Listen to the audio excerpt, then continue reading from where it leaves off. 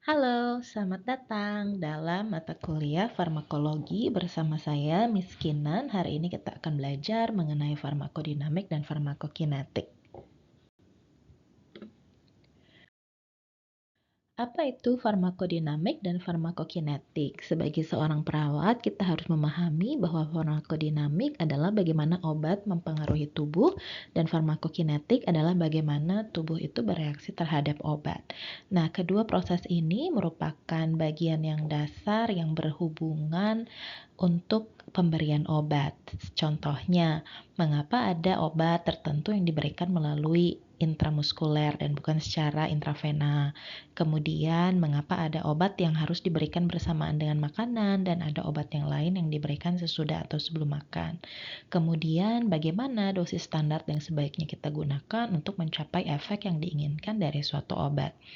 Pengetahuan kita tentang prinsip dasar farmakodinamik dan farmakokinetik dapat membantu untuk mengantisipasi efek terapeutik dan efek samping obat dan juga memberikan intervensi dengan cara memastikan bahwa regimen obat yang kita gunakan untuk pasien kita adalah yang paling baik atau yang efektif. Mari kita melihat tentang hubungan antara farmakodinamik dan juga farmakokinetik. Jadi, seperti yang tadi saya jelaskan, ketika ada sebuah obat yang masuk ke dalam tubuh, apa manfaat obat ini kepada tubuh disebut sebagai farmakodinamik. Dan bagaimana tubuh bereaksi terhadap obat ini, itulah yang disebut dengan farmakokinetik. Nah, pada farmakodinamik kita memahami bagaimana interaksi antara komponen kimia pada sistem yang hidup yaitu tubuh manusia itu berinteraksi dengan kimia asing atau yang dari luar, termasuk di dalamnya obat-obatan yang masuk ke dalam sistem tersebut. Nah, satu makhluk hidup atau organisme pasti melalui tahapan yang rumit dan ada reaksi kimia yang terjadi secara berkesinambungan. Tapi pada ada satu zat kimia baru atau obat yang masuk, nah maka akan mengakibatkan perubahan dan bisa mengganggu fungsi sel. Untuk mencegah hal ini, maka dilakukan perkembangan sehingga obat tersebut bisa memberikan manfaat terapeutik yang paling efektif dan paling sedikit memberikan toksik atau racun bagi sistem tubuh. Aksi obat. Aksi obat biasanya bekerja dengan salah satu cara di antara 4 cara berikut ini. Yang pertama mengganti atau bekerja sebagai substitusi pada zat kimia yang hilang. Lalu yang kedua dengan meningkatkan atau merangsang stimulasi aktivitas seluler tertentu. Yang ketiga dengan menekan atau memperlambat aktivitas seluler. Dan yang keempat dengan berinteraksi atau mengganggu fungsi sel-sel asing seperti mikroorganisme yang masuk atau neoplasma.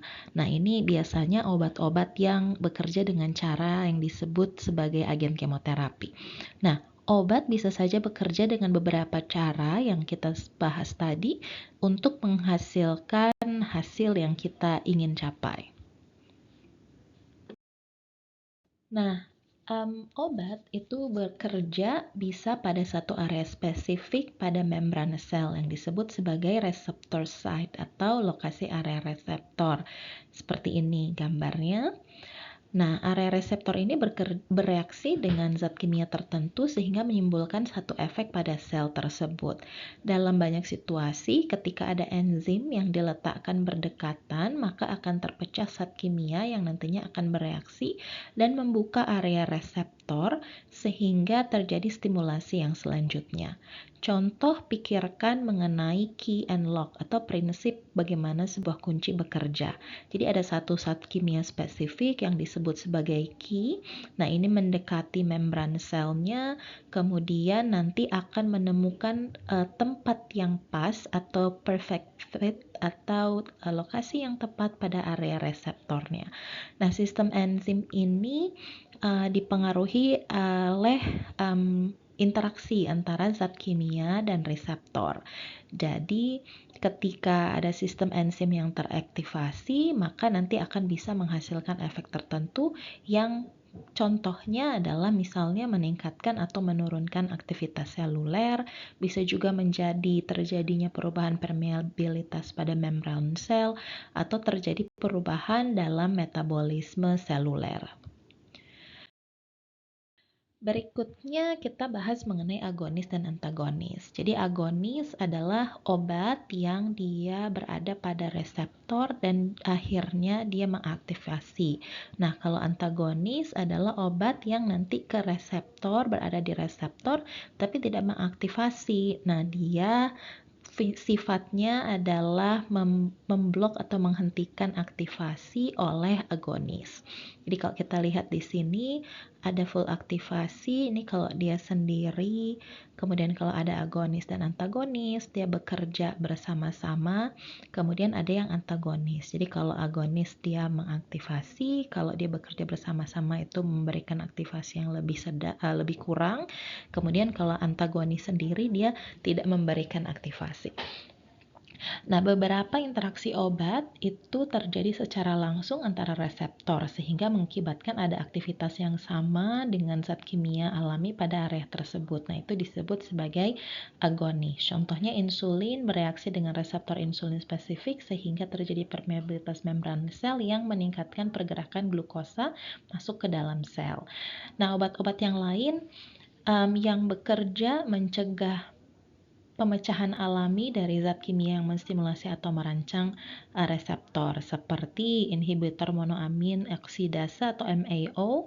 Nah, ini contohnya menghambat pemecahan norepinefrin oleh enzim MAO. Nah, normalnya MAO itu nanti memecah norepinefrin, kemudian melepaskannya dari reseptor dan mendaur ulang atau recycle komponen tersebut untuk membentuk norepinefrin yang baru. Nah, aksi penghambatan oleh inhibitor MAO ini menyebabkan norepinefrin tetap berada pada reseptor, merangsang menstimulasi sel menjadi lebih lama dan memanjangkan efek norepinefrin. Efek-efek ini dapat bersifat terapeutik, contohnya menyembuhkan depresi, atau efek yang buruk atau efek samping dan merugikan, contohnya meningkatkan denyut nadi dan tekanan darah. Nah, kalau antagonis, beberapa obat itu bereaksi dengan reseptor yang menghambat stimulasi normal dan tidak menghasilkan efek. Contohnya ini adalah curare.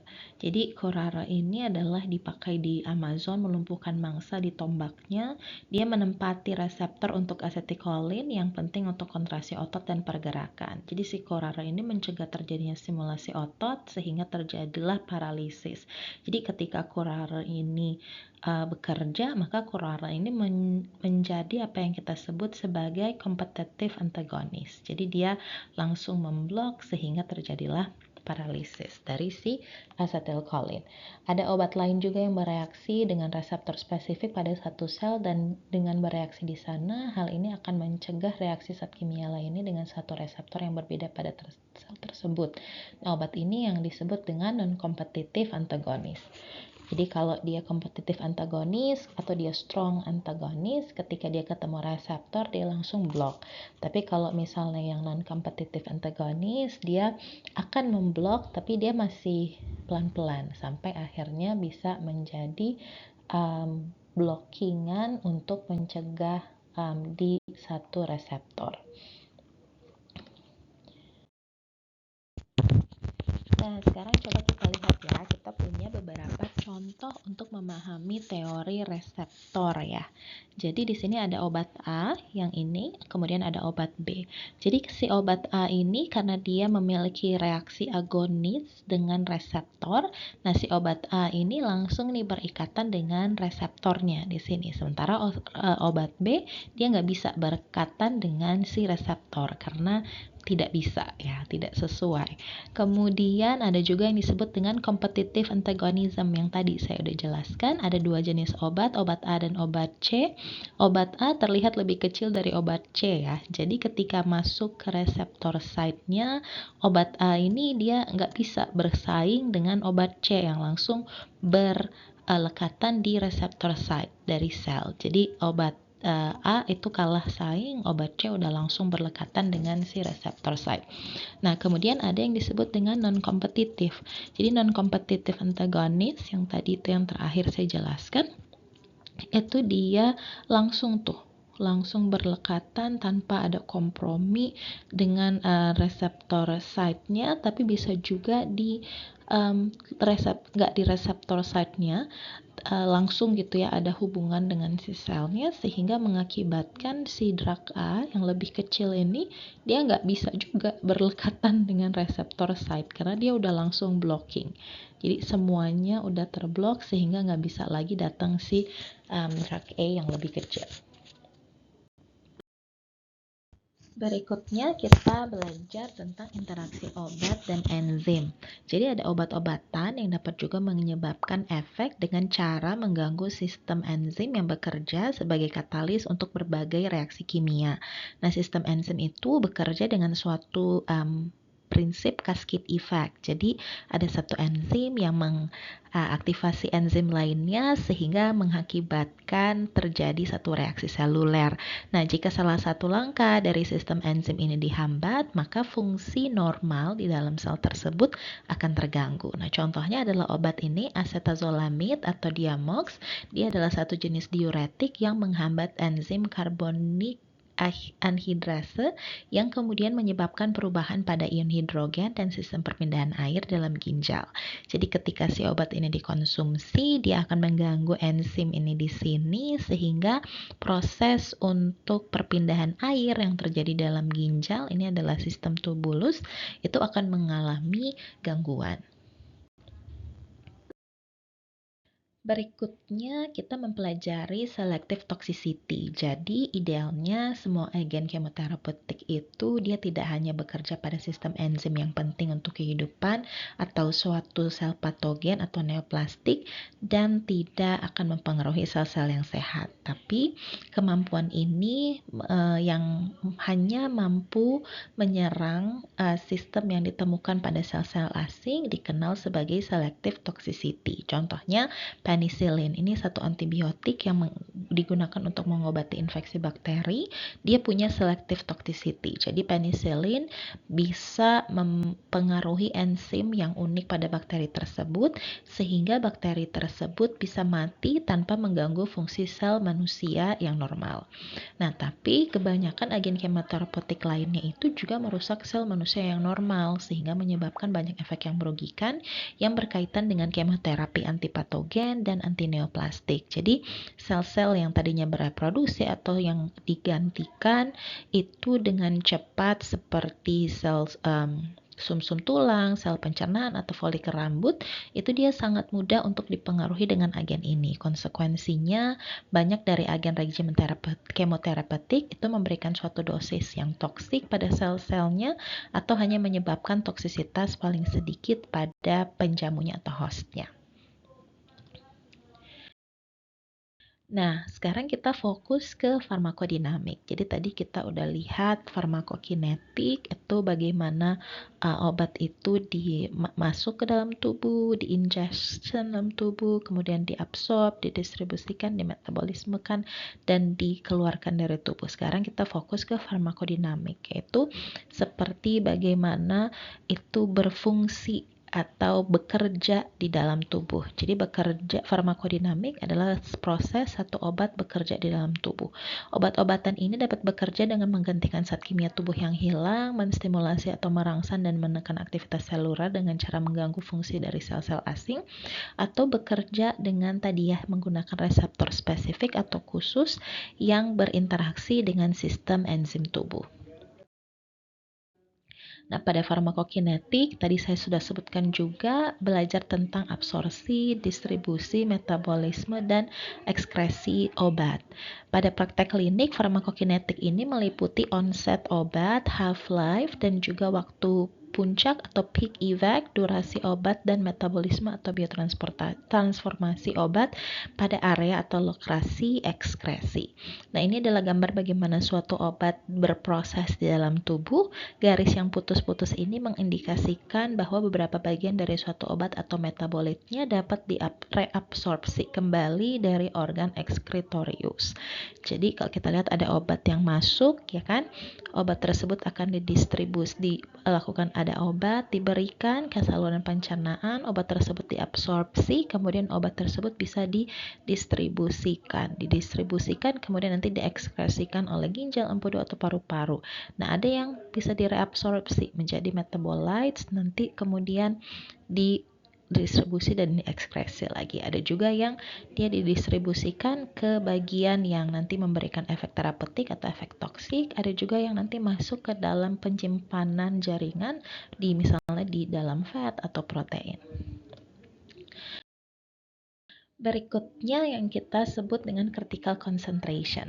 Jadi ketika satu obat diberikan, molekul tersebut akan diabsorpsi oleh tubuh. Kemudian molekul tersebut akan membuat jalan mencari jaringan yang reaktif. Nah, ketika obat bekerja dengan benar pada jaringan tersebut, maka akan terbentuk efek terapeutik sehingga molekul tersebut harus dipertahankan pada suatu konsentrasi yang cukup tinggi. Jumlah obat yang dibutuhkan untuk menyebabkan terjadi suatu efek terapeutik inilah yang kita sebut sebagai critical concentration atau konsentrasi kritikal. Satu evaluasi obat akan menentukan critical concentration yang diperlukan untuk menimbulkan efek terapeutik yang diharapkan, dan dosis rekomendasi dari satu obat tersebut didasarkan pada jumlah yang harus diberikan sampai pada akhirnya mencapai konsentrasi kritikal. Terlalu banyak obat menimbulkan efek toksik dan racun, tapi terlalu sedikit juga akan tidak menghasilkan efek terapeutik yang diharapkan. Jadi ini satu obat diberikan sampai dia waktu puncaknya, kemudian nanti akan berkurang. Nah, inilah yang kita sebut dengan critical concentration. Di sini magnitude of effect-nya tapi ada di sini. Ya. Berikutnya adalah belajar tentang loading dose dan maintenance dose. Jadi untuk beberapa obat yang memiliki periode panjang untuk mencapai suatu konsentrasi kritikal, jika efeknya diperlukan sangat cepat, maka kita perlu ada loading dose. Nah, contohnya adalah digoxin atau lanoxin, yaitu satu obat yang digunakan untuk meningkatkan kontraksi jantung, dan banyak dari bronkodilator seperti aminopilin, theophylline yang digunakan untuk mengobati serangan asma itu dimulai dengan satu loading dose. Jadi dikasih satu dosis yang lebih tinggi dari dosis yang biasanya sehingga sampai pada konsentrasi kritikal. Nah, konsentrasi kritikal ini kemudian dipertahankan dengan menggunakan jadwal dosis yang direkomendasikan. Jadi ini yang disebut dengan maintenance dose. Kemudian kalau kita lihat di gambar ini, kita melihat ada satu loading dose. Jadi yang ini kita masukin obatnya sampai dia bisa mencapai waktu di mana dia bisa memberikan efek terapeutik yang kita kehendaki. Kemudian kita kasih maintenance dose untuk menjaga supaya bisa tetap berfungsi dengan baik di dalam tubuh. Nah, kalau kita lihat obatnya ini juga sama, ada kita kasih onsetnya di sini, kemudian nanti ada peak action, kemudian nanti ada durasinya sampai akhirnya dia bisa udah tidak bereaksi lagi. Jadi kalau kita melihat di parameternya pasti ada onset waktu pemberian, kemudian ada peaknya di mana dia mencapai waktu untuk memberikan dampak pada tubuh, kemudian ada durasinya sampai dia udah tidak lagi memberikan dampak dalam tubuh. Berikutnya kita lihat tentang ini ya, therapeutic index atau indeks terapi. Jadi indeks ini mengukur margin keamanan satu obat. Jadi ini adalah apa yang disebut dengan effective dose atau terapi yang efektif, dan ada juga yang disebut dengan lethal dose atau dosis letal. Jadi kalau terlalu banyak menjadi racun, terlalu sedikit nggak efektif, sehingga harus cukup nih di tengah. Ya, kalau ada obat dengan indeks terapeutik rendah memiliki margin keamanan yang sempit sehingga efek obat tersebut harus dipantau dengan ketat. Kalau ada obat dengan indeks terapeutik tinggi sehingga margin keamanannya luas sehingga risiko toksisitas obatnya akan menjadi lebih rendah. Nah, berikutnya kita belajar tentang dynamic equilibrium atau yang disebut dengan satu pertahanan yang dinamik ya, satu tempat yang naik turun gitu ya, dinamik. Nah, ini konsentrasi aktual yang dicapai dalam tubuh itu dihasilkan dari satu dynamic equilibrium yang terdiri dari faktor absorpsi pada area entry, distribusi di area aktif, kemudian ada biotransformasi atau metabolisme dalam hepat, dan juga ada ekskresi dari tubuh. Faktor-faktor elemen ini adalah kunci untuk menentukan jumlah obat yang dibutuhkan atau dosis dan frekuensi atau pengulangan obat obat, jadwalnya yang dibutuhkan sehingga terbentuklah konsentrasi kritikal pada jangka waktu yang diharapkan. Sebagai seorang perawat, pada saat kita memberikan satu obat, kita perlu mempertimbangkan mengenai fase atau tahapan farmakokinetik sehingga regimen obat tersebut dapat dibuat seefektif mungkin. Nah, contohnya ini ya, kita memberikan obat secara oral dan intravena. Ketika memberikan obat secara oral, kita perhatikan dia diabsorpsi pada enterik ya, pada usus. Kemudian dia akan didistribusikan ke intravaskular atau ekstravaskular, kemudian nanti di metabolismenya akan ada di hepatnya, ada juga di fase 1, fase 2, nanti pada akhirnya dia diekskresikan melalui biliari atau intestinal di usus atau pada renal. Begitu juga dengan obat IV, obat ini masuk langsung ke intravaskular, kemudian nanti binding langsung dengan di mana akan dibutuhkan, sama melewati proses metabolisme dan juga melewati proses excretion, bisa dari biliari, bisa dari usus atau dari renal. Nah, berikutnya masuk pada yang disebut dengan absorpsi. Jadi untuk mencapai satu jaringan yang reaktif, satu obat pertama-tama harus membuat jalannya sehingga bisa sampai di lokasi di mana dia dapat bersirkulasi di dalam tubuh. Absorpsi ini merujuk pada apa yang terjadi pada satu obat sejak masuk ke dalam tubuh sampai mencapai cairan yang bersirkulasi dan jaringan. Obat-obat ini dapat diabsorpsi pada beberapa area tubuh, bisa melalui saluran pencernaan, oral, rektal, membran mukosa, kulit, paru-paru atau otot jaringan, atau subkutan juga. Obat yang diabsorpsi ini melalui berbagai proses. Yang pertama ada difusi pasif, ada transportasi aktif, ada filtrasi. Difusi pasif adalah proses obat ini diabsorpsi oleh tubuh dengan suatu concentration gradient. Jadi nanti dia berpindah dari membran di luar sel masuk ke dalam sel sehingga terjadi pelarutan molekul tersebut tapi tidak memerlukan energi dari dalam sel. Larut di dalam air dan lemak, kemudian bisa akhirnya masuk ke dalam sel. Ada juga yang disebut dengan transport aktif. Di transport aktif ini dia menggunakan energi untuk memindahkan molekul secara aktif dari satu membran sel. Jadi molekulnya ini agak besar, melewati satu concentration gradient sehingga ini harus pakai energi untuk si sel akhirnya bisa mengabsorpsi obat tersebut. Ada juga dengan yang disebut dengan filtrasi. Jadi kalau filtrasi ini proses dalam tubuh yang biasanya digunakan untuk ekskresi obat. Kemudian nanti si filtrasi ini meliputi pergerakan melalui pori-pori dalam membran sel yang bisa menurunkan concentration gradient atau sebagai akibat dari tarikan protein plasma karena ada tekanan hidrostatik pada sel oleh darah atau karena proses osmosis. Kemudian berikutnya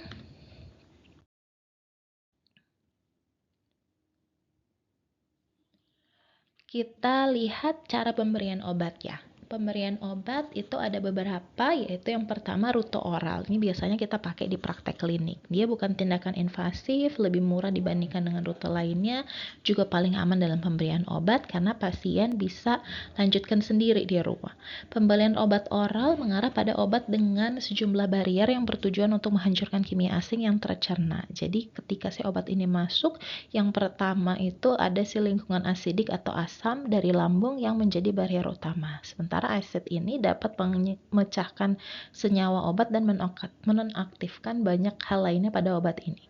Sehingga ketika satu perusahaan obat membuat obat, dia harus mempertimbangkan apa sih pembungkus yang dapat digunakan sehingga bisa pecah pada tingkat asam tertentu dan melepaskan zat aktifnya yang nantinya bisa diabsorpsi untuk memberikan manfaat bagi tubuh. Kemudian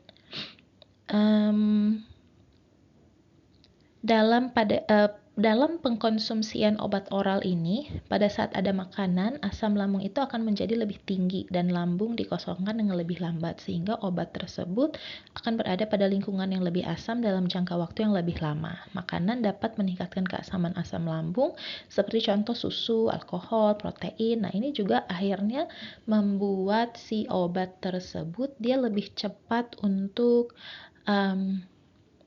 memecahkan banyak obat. Nah, ada juga makanan yang lainnya yang dapat mengikat obat secara kimiawi dan menghambat absorpsinya, dan ini akan menurunkan efek barrier acid dan efek langsung dari makanan tertentu. Obat oral ini biasanya idealnya diberikan 1-2 jam setelah makan.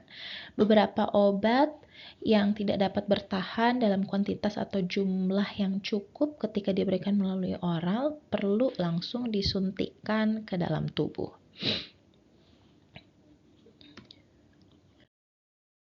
Nah, berikutnya kita lihat tentang obat injeksi. Nah, obat injeksi ini disuntikan secara intramuskuler yang diabsorpsi secara langsung ke dalam kapiler dalam otot dan dikirimkan ke sirkulasi. Ini membutuhkan waktu karena obat harus dibawa oleh kapiler menuju vena. Oleh karena itu, kadang-kadang laki-laki yang memiliki banyak pembuluh darah otot daripada perempuan, pada obat IM, laki-laki mencapai peak levelnya lebih cepat dibandingkan perempuan. Kalau kita lihat ini ya, di sini kita memberikan IM langsung ditusuk ke muscle-nya. Nah, berikutnya ada injeksi juga yang lain yang kita sebut dengan SC atau subkutan. Nah, ini kita taruh obatnya di bawah kulit sehingga lebih lambat untuk masuk ke absorpsi dalam sirkulasi, sehingga waktu untuk sirkulasi ini menjadi bervariasi pada suntikan untuk subkutan, tergantung pada kandungan lemak pada area suntikan dan juga kondisi sirkulasi di bagian kulit yang kita atau daerah yang kita berikan suntikan subkutaneus tersebut. Nah, ini ada beberapa faktor yang mempengaruhi absorpsi obat atau penyerapan obat sesuai dengan rutenya. Jadi kalau IV biasanya tidak ada karena langsung masuk ke dalam sistem vena. Kalau IM biasanya ada tuh karena ada perfusi aliran darah ke otot, kandungan lemak otot, suhu pada otot, kadang-kadang kan dia dingin sehingga turun absorpsinya atau karena dia panas jadi dia meningkat absorpsinya. Kalau subkutan sama mirip-mirip seperti IM, dia tergantung pada kandungan lemak di jaringan ya. Kemudian kalau oral biasanya yang menghambat atau mempengaruhi adalah keasaman lambung. Kalau lebih lama di lambung akan masuknya lebih lama ke aliran pencernaan atau ada tidaknya makanan yang bisa berinteraksi dengan obat tersebut. Kalau per rektal dia biasanya langsung dari perfusi aliran darah ke rektum. Kalau ada lesi atau luka pada rektum itu lebih sakit ya. Kemudian dia juga lebih lama ditahan untuk absorpsi. Kalau membran mukosa atau sublingual atau bukal itu dia langsung dipengaruhi oleh perfusi atau aliran darah ke area, ada integritas membran mukosa, dan ada juga tidaknya makanan atau merokok pada pasien yang kita berikan obat melalui membran mukosa. Kalau topikal dia berhubungan dengan integritas kulitnya, kalau inhalasi dia biasanya berhubungan dengan integritas paru, kemudian bagaimana si obat ini bisa dapat langsung memberikan manfaat secara tepat. Nah, ini contohnya ada beberapa rute drug delivery ya. Jadi ada yang oral, kemudian intravenous, intramuscular, subcutaneous, ada yang topikal, ada yang inhalation, ada intrathecal, ada transdermal, ada sublingual, ada rektal, dan ini tadi saya sudah sebutkan. Nah, ini bisa kita lihat juga lokasinya di mana, seperti apa di telinga, bisa dari hidung, dari mulut, dari bawah lidah, ada yang namanya transdermal patch, kemudian ada yang subcutaneous, intravena, suppository melalui rektum, topikal, dan ada yang intramuskular. Oke, nah sekarang kita bahas tentang first pass effect atau first pass metabolism. Jadi, obat yang diberikan per oral itu biasanya diabsorpsi langsung dari usus kecil secara langsung ke sistem vena portal atau pembuluh darah yang berjalan sepanjang hepar dan kembali ke jantung. Vena portal ini nanti mengantarkan molekul yang diabsorpsi masuk ke dalam hepar sehingga nanti akan mengubah sebagian besar zat kimia karena ada serangkaian enzim hepar. Enzim ini memecah obat menjadi metabolite, beberapanya diantaranya aktif dan menimbulkan efek pada tubuh, beberapa diantaranya lainnya juga tidak aktif dan dengan mudah dapat dikeluarkan dari tubuh. Sehingga nanti ada satu presentasi besar dari obat oral ini yang rusak pada titik ini dan tidak sampai di tugasnya. Fenomena ini disebut dengan first pass effect. Nah, dosis yang direkomendasikan untuk obat oral biasanya menjadi lebih tinggi daripada dosis yang direkomendasikan untuk obat parenteral karena ada efek first pass. Jadi dia kesaring karena lewatin si digestive system, hepatic portal system, sehingga bisa sampainya sedikit. Contoh misalnya obat ini datang 100, di digestive system itu tinggal 50 karena asam. Begitu sampai ke hepatic portal tinggal 25, sampai di liver masih 25. Kemudian akhirnya yang disampaikan ke seluruh tubuh hanya 25 saja. Next one.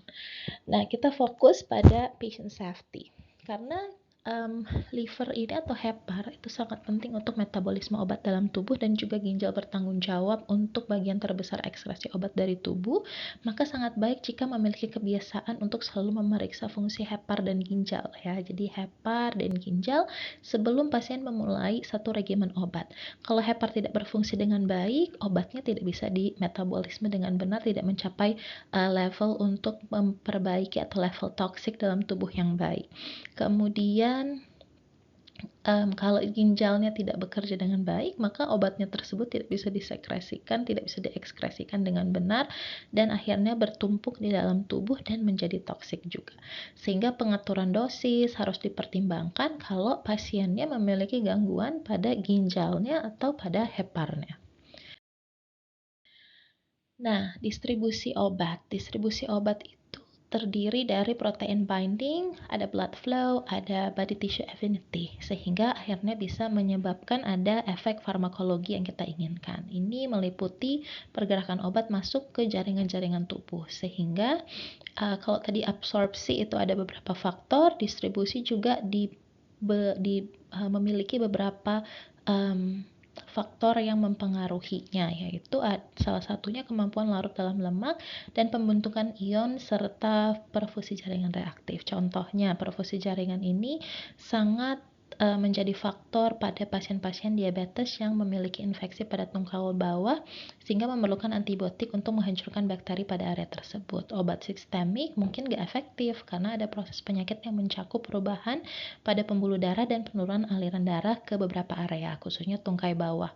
Sehingga nanti terdapat aliran darah yang tidak adekuat menuju area tersebut dan antibiotik yang dihantarkan ke jaringan jadi sedikit dan efek antibiotiknya juga sedikit yang terlihat. Sama halnya pasien pada lingkungan dingin karena vasokonstriksi, maka akan ada pencegahan pada area darah pasien sehingga sirkulasinya tidak berjalan dengan baik sehingga obatnya tidak bisa sampai ke area tersebut sehingga efek terapeutiknya hanya sedikit.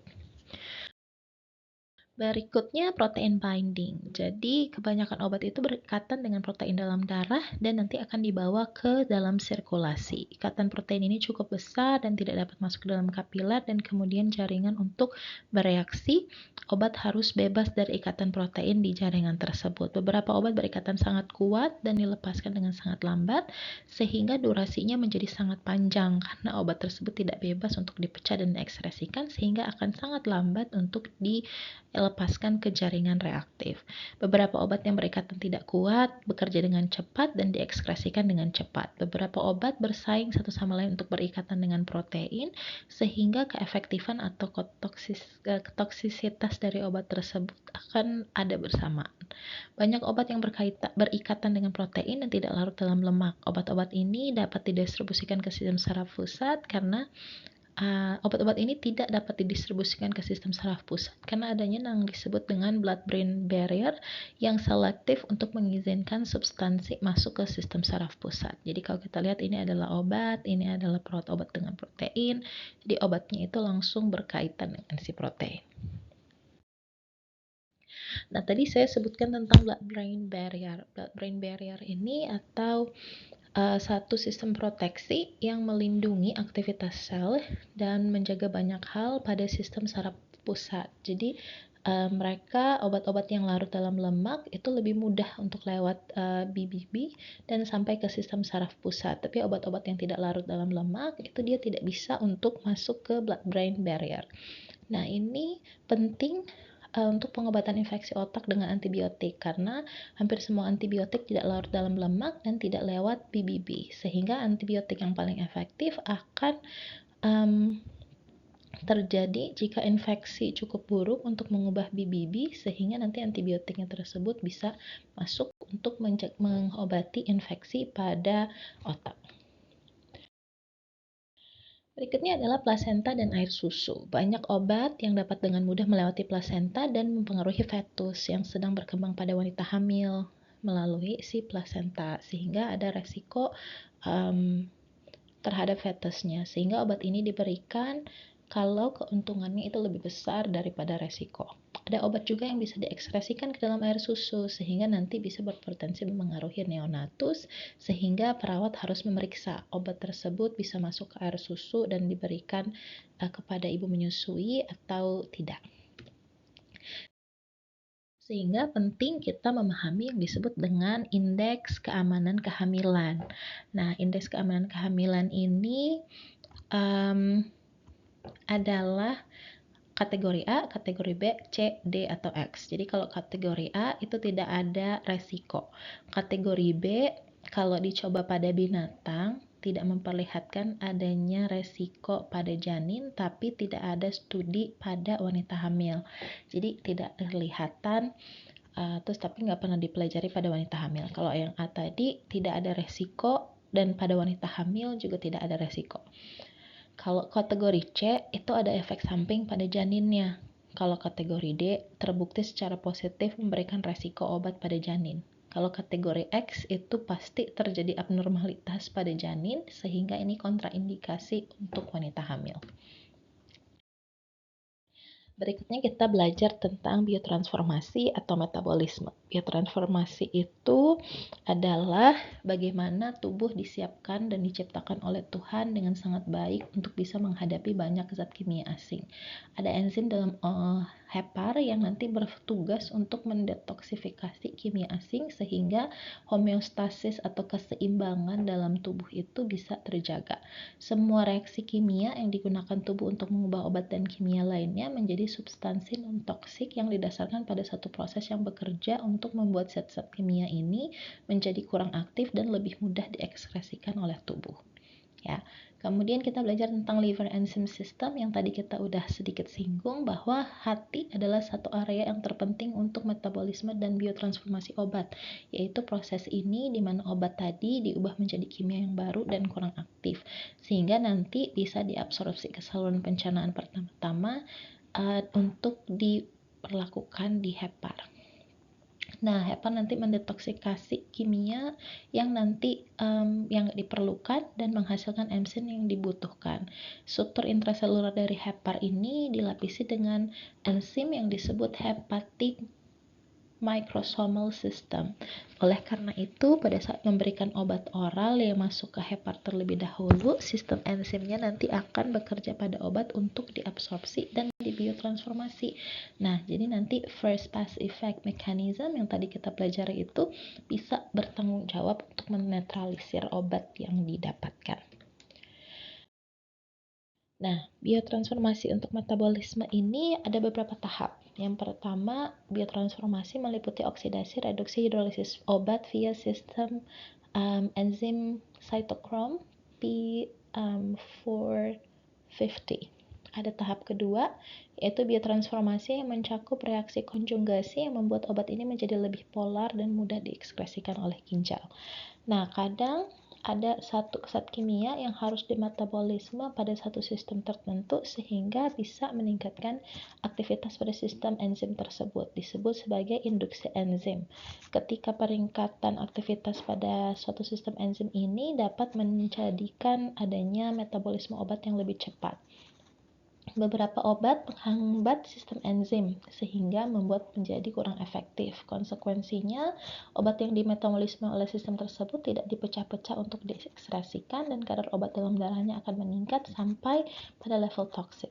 Aksi ini juga menjelaskan mengapa penyakit hepar sering menjadi kontraindikasi atau alasan untuk penggunaan peringatan saat pemberian obat tertentu. Jika hepar tidak berfungsi efektif, maka obat tidak akan dimetabolisme sebagaimana harusnya dan level toksik akan cepat terjadi. Nah, kita bisa lihat ini ada fase 1 ya.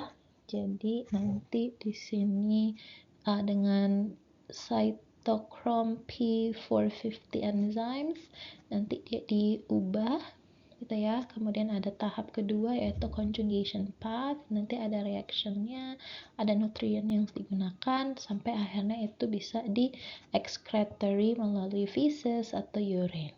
Oke. Nah ini adalah contoh obat yang merubah efek sistem enzim cytochrome P450 dalam hepat.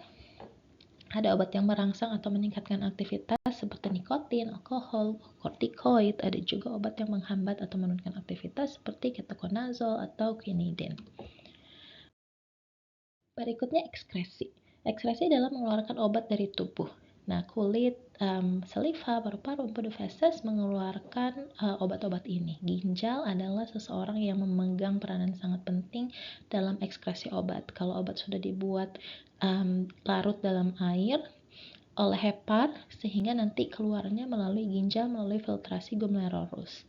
Obat lain juga disekresi di absorpsi juga dari tubulus ginjal sehingga masuk ke dalam sistem transport aktif. Adanya asam urin juga merupakan bagian penting dari ekskresi sehingga sistem transport aktif ini memindahkan obat dari dalam tubulus untuk mengubah obat menjadi molekul asid atau bikarbonat. Penting untuk mempertimbangkan fungsi ginjal pasien dan keasaman urin sebelum memberikan suatu obat. Disfungsi atau kerusakan pada ginjal mengakibatkan level toksis pada tubuh karena obat tidak dapat dikeluarkan atau diekskresikan. Berikutnya belajar tentang half-life atau waktu paruh. Waktu paruh atau half-life suatu obat yaitu waktu yang diperlukan sejumlah obat dalam tubuh untuk menurunkan ke level setengah dari level puncak atau peak level yang sebelumnya telah dicapai. Nah, ini sebagai contoh kalau ada pasien mendapatkan suatu obat dalam dosis 20 mg dengan waktu paruh 2 jam, maka 10 mg obat tersebut akan bertahan setelah 2 jam pemberian. 2 jam berikutnya 5 mg akan tertinggal setengah dari level sebelumnya dan 2 jam lagi akan tersisa 2,5 mg. Itulah penting untuk menentukan waktu yang tepat sesuai dengan dosis obat atau menentukan durasi efek obat bagi tubuh.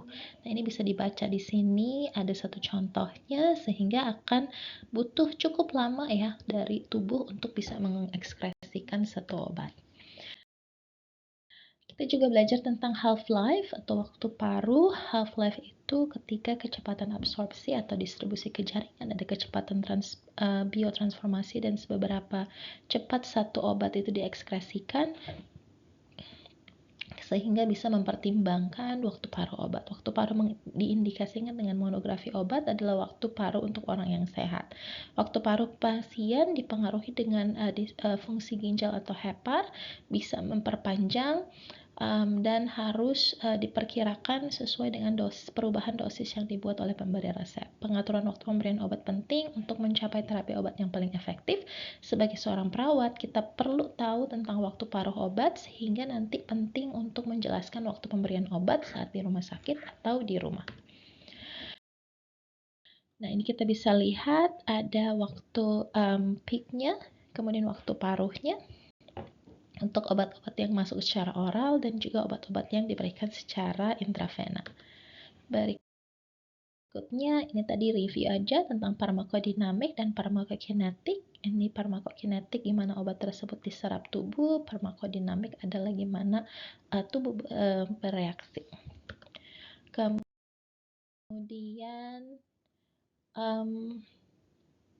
ini adalah tentang 5 proses farmakologis yang dimulai dengan masuknya obat dan berakhir dengan respon klinik atau efek toksik. Jadi ada obat yang diberikan dari berbagai tempatnya ini. Kemudian obat tersebut nanti akan masuk ke dalam sistem sirkulasi. Kemudian terjadi farmakodinamik gimana si obat ini akan bereaksi. Kemudian nanti muncul si therapeutic effect. Ya. Nah, faktor-faktor yang mempengaruhi efek obat itu ada beberapa, antara lain usia, jenis kelamin, fisiologis, patologis, genetik, imunologi, psikologis, dan lingkungan, juga toleransi obat dan efek kumulasi. Masing-masing orang memiliki reaksi yang berbeda. Tidak ada dua orang yang bereaksi persis sama terhadap satu obat yang diberikan. Walaupun udah dijelaskan, tapi sebagai seorang perawat, kita harus selalu mempertimbangkan faktor-faktor ini saat memberikan obat pada pasien. Yang pertama, faktor berat badan. Kalau dilihat, pasti ada rekomendasi untuk memberikan obat sesuai dengan berat badan. Itu berbeda-beda pada setiap obat. Orang yang lebih kurus perlu dosis yang lebih kecil, mungkin orang yang lebih gendut perlu obat dosis yang lebih banyak. Yang pasti, efek terapeutik yang harus kita dapatkan pada pasien-pasien dengan berat badan yang berbeda. Begitu juga dengan faktor usia. Mungkin anak-anak metabolismenya berbeda dengan orang dewasa, sehingga obat yang diberikan dosis yang lebih kecil, rekomendasi dosis pediatrik.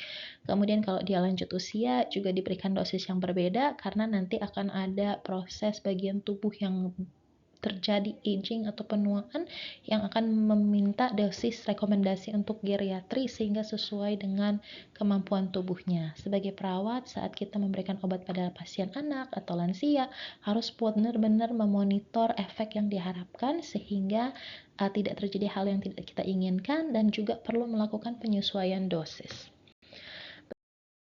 Berikutnya jenis kelamin. Perbedaan fisik antara laki-laki dan perempuan itu bisa mempengaruhi efek suatu obat. Kalau IV pada laki-laki dengan banyak otot pasti mempercepat dibanding dengan perempuan. Kalau perempuan juga banyak sel lemaknya, bisa juga itu menjadi lebih lambat karena obatnya menjadi lebih lambat bekerja.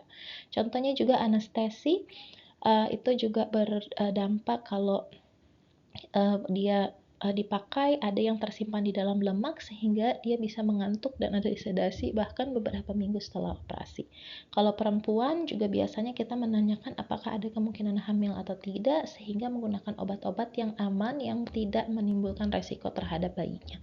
Faktor fisik seperti irama diurnal dari sistem saraf dan endokrin, keseimbangan asam basa, hidrasi, keseimbangan elektrolit juga mempengaruhi cara obat bekerja dalam tubuh dan bagaimana tubuh menangani obat.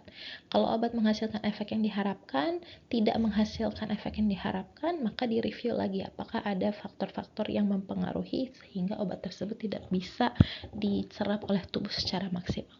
Ada faktor imunologi juga, bahwa ada orang-orang yang bereaksi terhadap obat. Reaksi yang muncul adalah reaksi alergi, sehingga kita perlu memperhatikan apa reaksi orang tersebut, dan sensitivitas kita terhadap hal ini dapat mencegah efek yang muncul pada pasien kita, mulai dari efek dermatologi sampai efek anafilaksis atau shock dan kematian. Nah, faktor patologi biasanya digunakan saat misalnya obat dipakai untuk mengobati penyakit tertentu. Ada tapi penyakit yang obat yang kita pakai untuk mengobati penyakit tertentu, tapi dapat mengubah reaksi kimia pada tubuh sehingga ada respon obat yang berubah. Contohnya gangguan pencernaan, mengabsorpsinya menjadi terganggu, atau penyakit vaskular, tekanan darah rendah, distribusi obatnya lambat sehingga tidak non-terapeutik. Atau penyakit hepar atau ginjal, obatnya yang di biotransformasi atau diekskresi itu lebih sulit sehingga ada level toksis yang bisa muncul. Faktor genetik itu terkadang menjelaskan mengapa ada respon obat yang menjadi variasi, karena orang-orang memiliki sistem enzim yang kurang untuk metabolisme obat. Ada juga yang sistem enzimnya overreaktif sehingga obat tersebut hilang lebih cepat. Nah, faktor-faktor ini yang kadang bisa diprediksi sehingga kita bisa melihat efek farmakokinetik dan dinamik obat yang dapat diantisipasi berdasarkan latar belakang dan susunan genetik pasien kita. Berikutnya, faktor psikologis adalah sikap pasien kita yang memiliki efek nyata pada obat bekerja.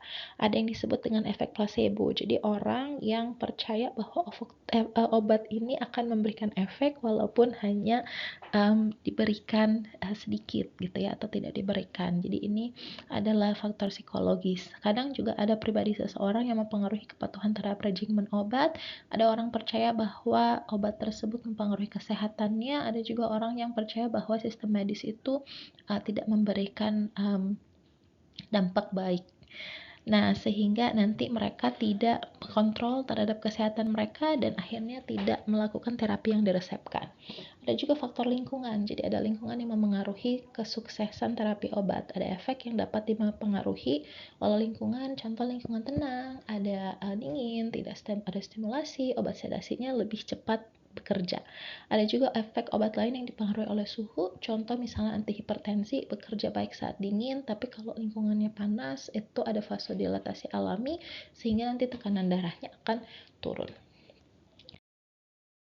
Berikutnya yang disebut dengan toleransi dan kumulasi. Jadi toleransi bisa terjadi karena ada peningkatan biotransformasi obat, peningkatan resistensi terhadap efek, atau faktor farmakokinetik lainnya.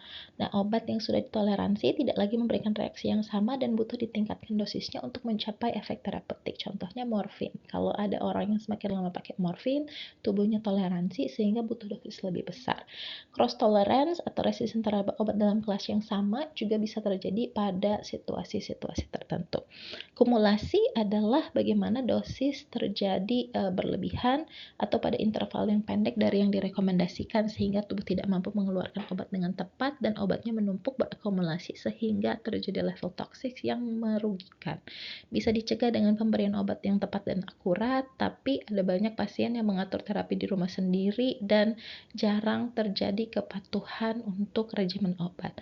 Ada juga interupsi dari kehidupan sehari-hari sehingga nanti dia tidak patuh minum obat sesuai dengan jadwalnya. Kalau ini terjadi, maka obat dapat menyebabkan efek yang sangat merugikan sehingga harus direview kembali. Sebagai seorang perawat harus bisa mendidik bagaimana cara obat didapatkan dan juga mendidik bagaimana pasien harus minum obat tepat pada waktunya dan sesuai dengan dosis yang dianjurkan. Berikutnya belajar tentang interaksi antara obat satu dengan obat yang lain atau obat dengan terapi alternatif. Jadi ada dua obat yang kalau didapatkan secara bersamaan ada kemungkinan menimbulkan reaksi yang tidak diantisipasi. Nah, jadi itu harus diperhatikan. Begitu juga terapi alternatif seperti produk herbal biasanya itu bisa menurunkan atau meningkatkan satu fungsi dari obat sehingga harus dilihat bagaimana reaksi antara obat dengan terapi herbal. Begitu juga nanti bisa menimbulkan ada efek toksik kalau misalnya kita tidak melakukan konsultasi dalam konsumsi obat-obat herbal yang ternyata memiliki interaksi dengan obat-obat yang kita gunakan. Nah, contoh misalnya ada obat herbal gitu ya. Nanti ada obat yang dua diberikan, ternyata perawatnya harus berkonsultasi sehingga melihat mana sih daftar obat yang bisa diberikan bersama-sama secara bersamaan dan tidak saling memengaruhi efek obat tersebut. Kadang memang ada masalah pada pemberian obat dan bisa dilakukan pengaturan dosis kembali. Berikutnya adalah interaksi obat dengan makanan. Ada makanan yang nanti bisa mempercepat reaksi obat, ada juga makanan yang akhirnya memperlambat reaksi obat.